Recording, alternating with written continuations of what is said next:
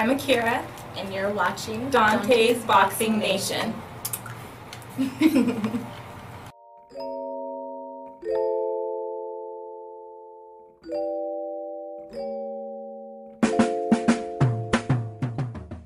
Dante's Boxing Nation, what's going on, guys? Man, oh man, this is a hell of a year, ain't it? Corruption is at an all-time high in the sport of boxing. So after we witnessed one of the biggest robberies in recent times in the sport of boxing, one of the judges that was on assignment that night that turned in the most egregious scorecard, 117 to 110, is a WBC employee by the name of Stephen Blee. As you can see right here with the judge wearing all the WBC attire, as you guys can see even on his Twitter, his tag name is Stevie B WBC.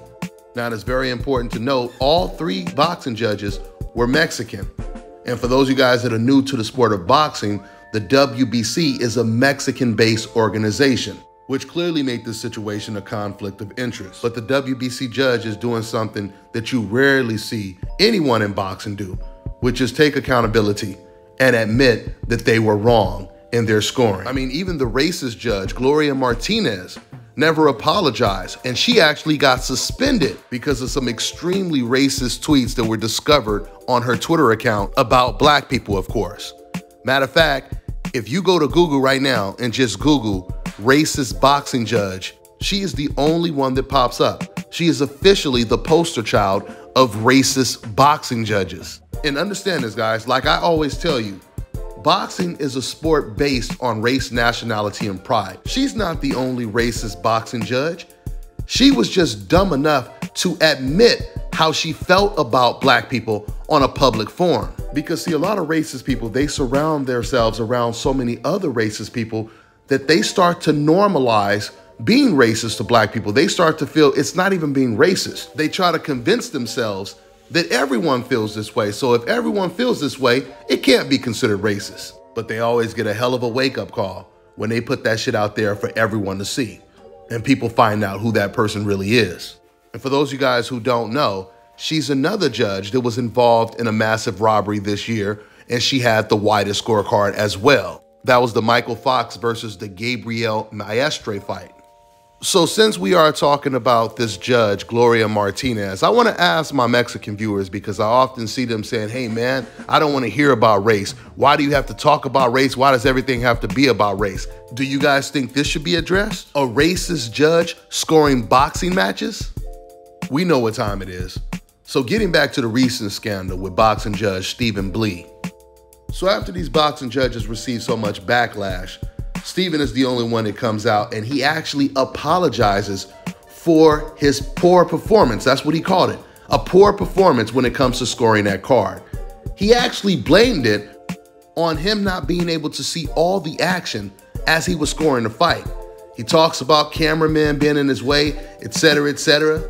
And then he basically said, you know, when the rounds were close and he couldn't see all the action, he basically just gave the round to the champion to be on the safe side, basically. Let me quote exactly what he said.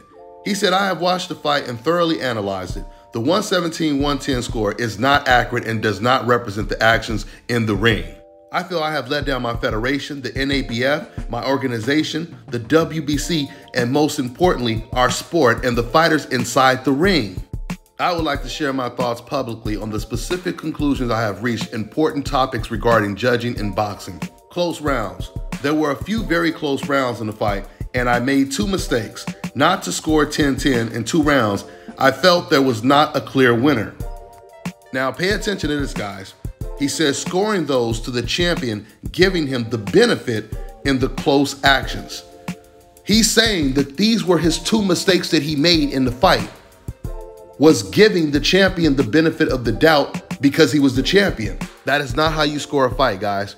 I can guarantee you that when you go to boxing judge school, it does not tell you just give the round to the champion if you felt the round was too close and you don't know who to give it to. This is the whole reason why you're a boxing judge. This is the reason why they have you sitting so close to the ring, so you can see everything and you can distinguish everything that happens from round to round.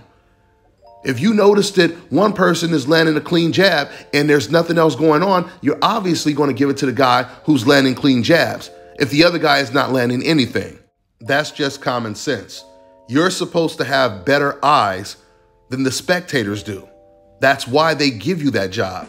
Then I'll just go ahead and surmise the rest of what he said. He basically talked about how, once again, the cameramen were in his way. He said one time a guy even stepped on his hand.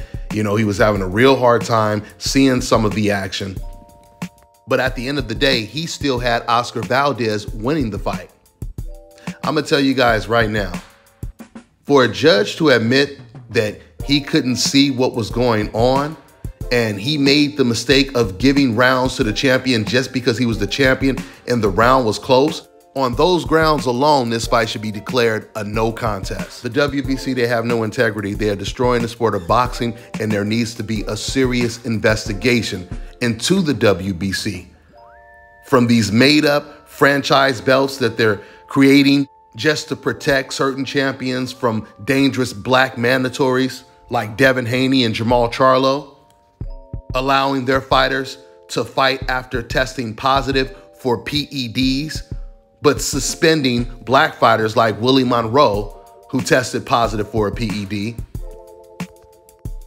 suspending Adrian Broner for saying what he always would say is anyone can get it, American, Mexican, African, but not suspending Luis Neri, who tested positive for PEDs, not suspending Julio Cesar Martinez, who tested positive for PEDs, not suspending Oscar Valdez, and giving Canelo Alvarez a slap on the wrist where he was suspended, but it was only for 6 months, which happened to be just in time for him to have his very next fight in September.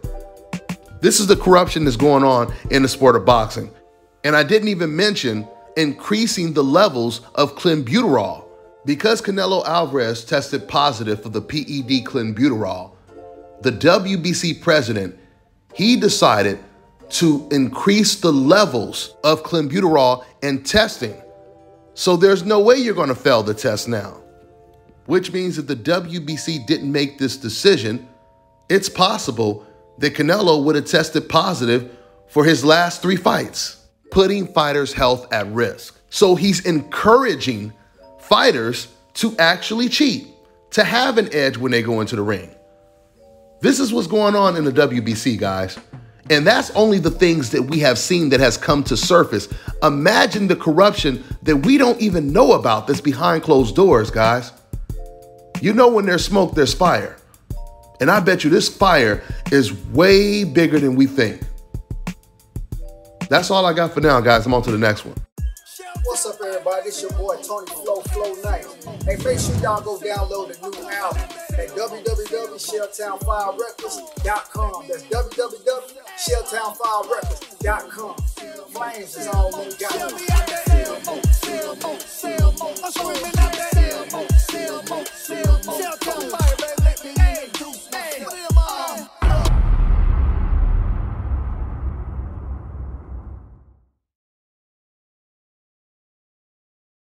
All right, now check this out, guys. If you're looking to repair eczema scars, burns and bruises, dark spots and blemishes, then this right here is the perfect product for you guys. It's called Elo Deki Face and Body Oil. Athletes and top-ranking boxers, they're also using it after training to reduce swelling, inflammation, and to ease the pain. So get yours today. Go to elodeki.com. Like them on Facebook and follow them on Instagram.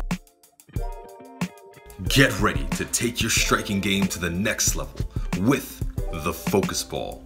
Dramatically improve footwork, timing, head movement, hand-eye coordination, reflex, and overall fight IQ. It's lightweight and extremely portable, so you can train every time, everywhere. When you don't have a coach to do mitt work, get a Focus Ball. When you don't have a heavy bag to hit, get a Focus Ball. When you don't have a sparring partner, get yourself a Focus Ball. And when you just want to have fun punching and kicking, get a Focus Ball.